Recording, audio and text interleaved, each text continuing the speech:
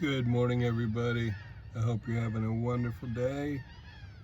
I hope the light of God is shining on you today. In the beginning, God said, "Let there be light," and there was light. And God is light. He's the beginning and the ending. Jesus says, in the last words of your Bible, I'm the Alpha and the Omega, the beginning and the ending. Let there be light. There was light. On the fourth day, God created the sun, the moon, and the stars. Did you ever assimilate that let there be light was the first thing that God created? And then God creates the sun on day 4. The sun is created days later than the light. Let there be light. Some of you may remember when we were growing up, there were the 5 elements. The 5 elements were the water, the earth, the air, like the air that we breathe, and then fire, and then the 5th element was the ether. You can look that up. It's spelled E-T-H-E-R or A-E-T-H-E-R, the ether. But there were 5 elements that were known for thousands of years. The ether used to be on our periodic tables. You can find them. You can buy an old periodic table on eBay. You can buy an old 1611 Bible, King James Bible on eBay. There are some things that God's not going to let be untrue. God is truth. I'm the way, the truth, and the life. The life, the light. He's the light of the world. Jesus was do a word search on the word light. Jesus was so light spiritually that he could walk on water. God showed us how light he is. He could walk on water.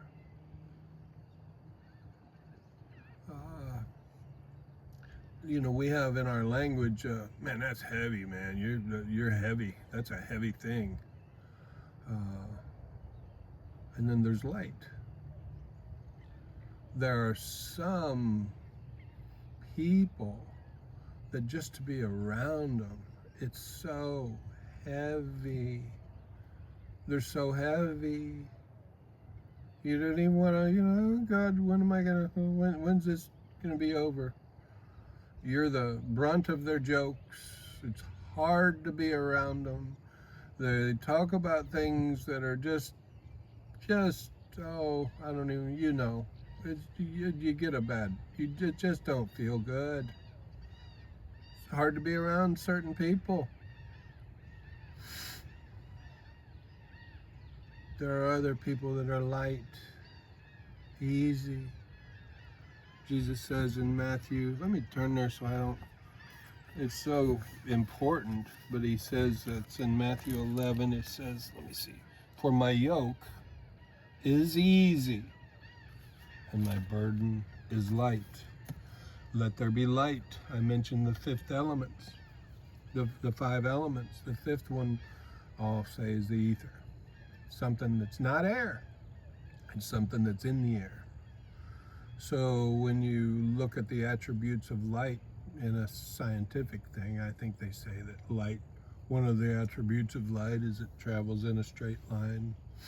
You can take a laser beam, which is a light, and shoot it straight at something. You can have a flashlight in the middle of the night and point your flashlight up into the sky, and it starts spreading out if it's a cheap flashlight. But some flashlights nowadays, man, you can point that like a little laser beam.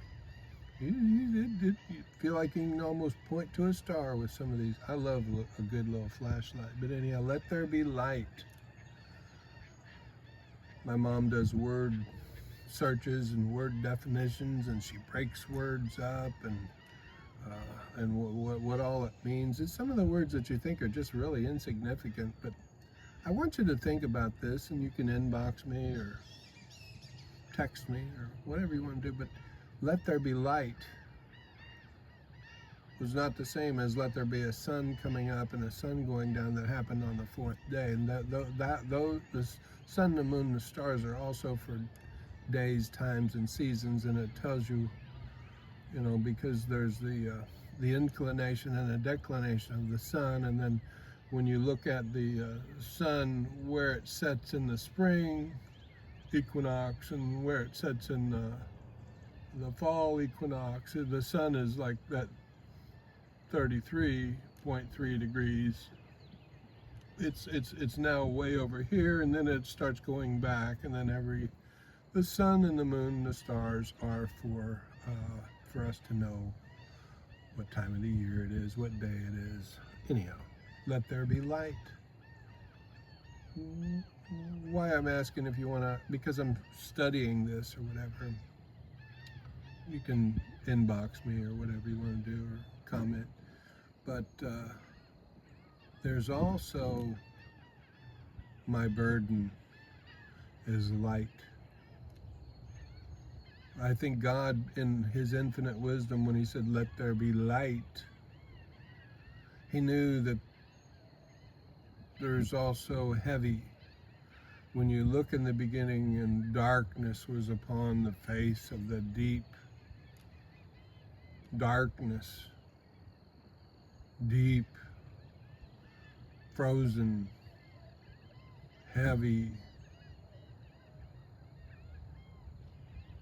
The opposite of that is let there be light. God is light. Obviously, I believe that he's a light that gives us where we can see, but God is also light. Just you hang around someone and you find out that they're heavy. They're a heavy person. You hope that one day they're not, because it's just exhausting to walk around and to be around someone or at a party or whatever, and you go, wow, I don't want to say what some of the attributes are that make you feel heavy, but it's just like, oh God, this is exhausting just being around this person. A Christian should be light, easy. Let there be light. Let there be lightheartedness. Shine your light. Is there another definition of light? I think it's an adjective. I'm not a good English. I passed, but I think the noun would be like the of the word light would be where you see the light. I think the adjective is correct. Please correct me if I'm wrong. I need correcting. The adjective might be that it's light. It's a heavy. But opposite of that part would be heavy. But so anyhow,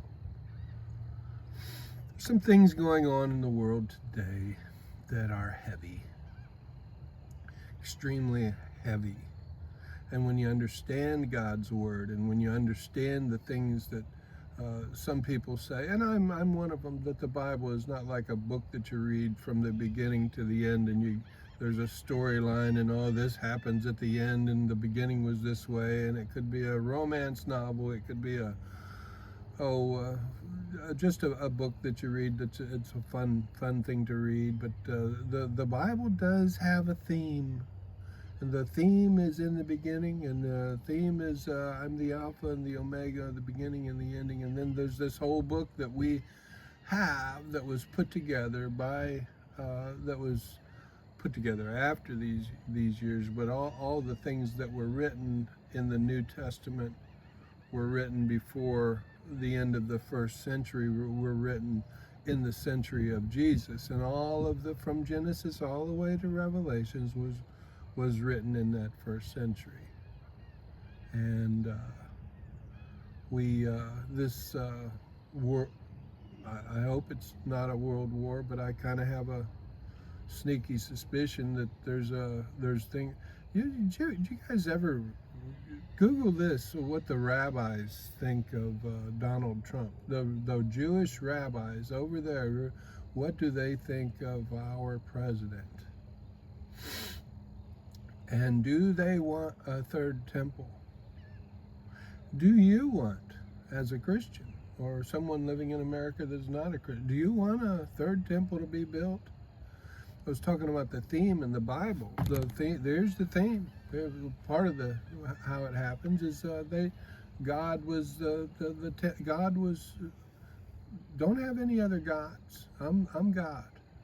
And that's what the Israelite people were supposed to. They were supposed to be priests unto the world, a nation of priests. You go wherever you go. So anyhow, they wanted a temple. And the first temple was Solomon's temple. David was David was Bible says he was a man after God's own heart. He slew Goliath. David was wonderful, wonderful guy. But his son, Solomon, is who built the first temple. And then in the Bible, the theme that goes through the Bible is the Babylonians came because of sin. Solomon, he had all them wives, and God told him all throughout the Bible, don't intermix, and he wanted them to be like I said, a special group of people that would be priests unto the world, all of them. And so Solomon starts, there's other gods, and all throughout the Old Testament, the Israelite people, they began worshiping other gods. When Moses goes up on the mountain, other god. At the end of Joshua, maybe I'll read it here today, but in Joshua 20, the last two chapters of Joshua, he tells them, he says, I give you all the promises that I promised to Abraham have been given to you. So anyhow, so this temple, it's when the Babylonians come, they destroyed Solomon's temple. In the theme of the Bible, the prophets, there's only, the Old Testament and the New Testament. The prophets in the Old Testament, they talked about a new temple being rebuilt. And there was a second temple that was rebuilt after they got out of the captivity of the Babylonians. It was about 500 years before Christ, and then there was a second temple that the prophets prophesied would be rebuilt. It was rebuilt, this theme of the Bible. So the temple was rebuilt, and then just before Jesus's arrival on the earth, Herod they making this temple better and better, and but it was the second temple. So why I'm saying this is people will take a verse that the temple's going to be rebuilt from the prophets in the Old Testament and say it's for 2,000 years after Jesus was here in the generation of Jesus. You can't do that. That's that's not very,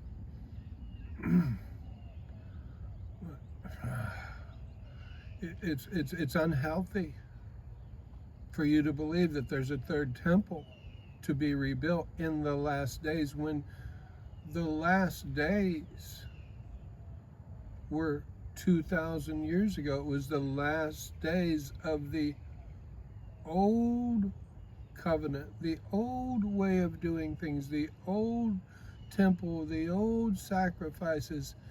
And I believe it's in Hebrews 10 that Jesus is the once and final sacrifice. And for you to say, not you, your preacher, or whoever, and maybe you go around telling people that the temple's going to be rebuilt. and you're applying something that was not you're not deciphering the Bible properly. Let there be light. This is a light thing. This is not a heavy thing. It's just truth. And there are liars in the church today that want you,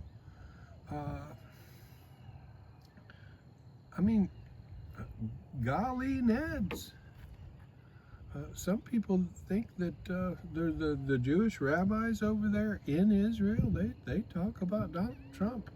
Just Google what the Jewish rabbis in Israel say about our president.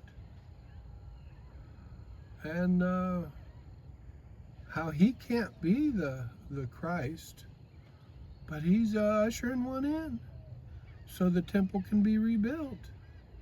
Oh, if I was just to just throwing something out there, and, oh, one of those bombs actually hit that Temple Mount, woo-wee, and then the temple's gonna get rebuilt just like all the preachers in America, a bunch of them, talk about.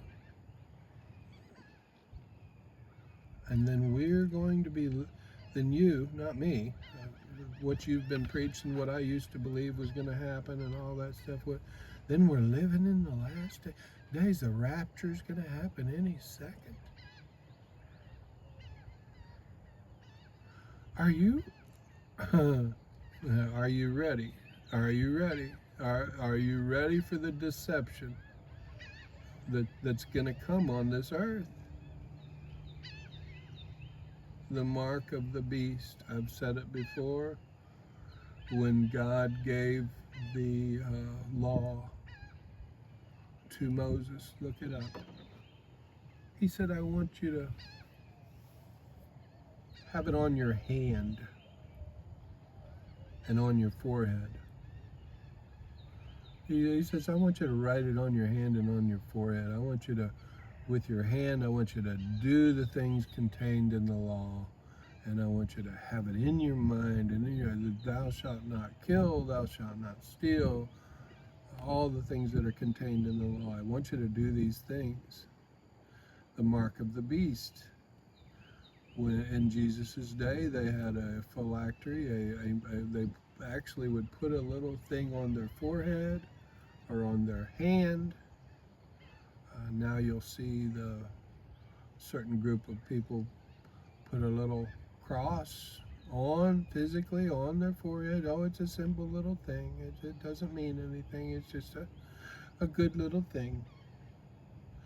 But in Revelations 4:14, it says the children of God have a mark, that God puts a mark in their forehead, upon you, on you, in you.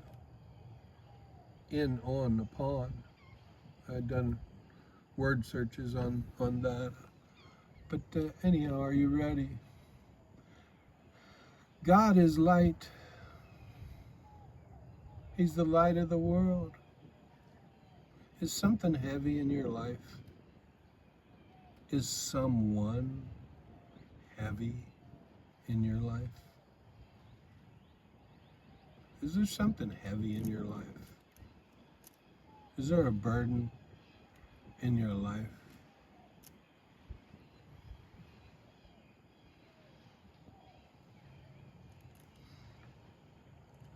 Let there be light. All definitions of light. Let there be light. Let there be lightness. Be the light. Don't be the heavy.